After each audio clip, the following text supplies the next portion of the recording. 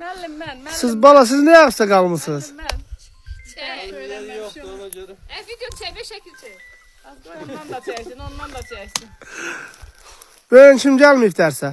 Elnare yok. Ben değil. Elnare yoxdur, elnare yoxdur. Şafaqat da gelmiş. Şəfaqət. Haberiniz var niye gelmeyipler? Elyana icazəlidir. Gedib çağır. Elyana icazəlidir. Yani, Çağır icazəli. el o da yox. yo lazım değil. Onlara kayıp yazacağım. Yani onların elə peşəsidir dersden kalmak. Namal ilə Nazlı gəlirlər, deyir qazal üçün təkər patlayıb yolda qalıblar. Teşer değişirler. Təcədir. Mən də çağırdım. Ha müəllim bax ben biraz gecikmişdim onda Nazım geldi çağırdı. Nazlı geldi. Ha, sağ ol. Bugün inşa yazacağıq. Ona göre de hamı derste olmağa vacibdir. Defterleri kalemleri çıkardım. Mənim qələmim yoxdur. Ne dersin?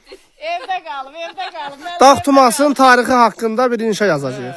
Mən Nəzər müəllim dərsə gəlməyib baxır. Ev yoxdur. Ona rəziliyə müəllim var. Xaliq, sən tarixçisən hə? Tarix müəllimisən. İftihasının. Dərsin. Hə, hə. Sizin tarix müəllimi var idi. Harda? Sizdə uşaqlardan.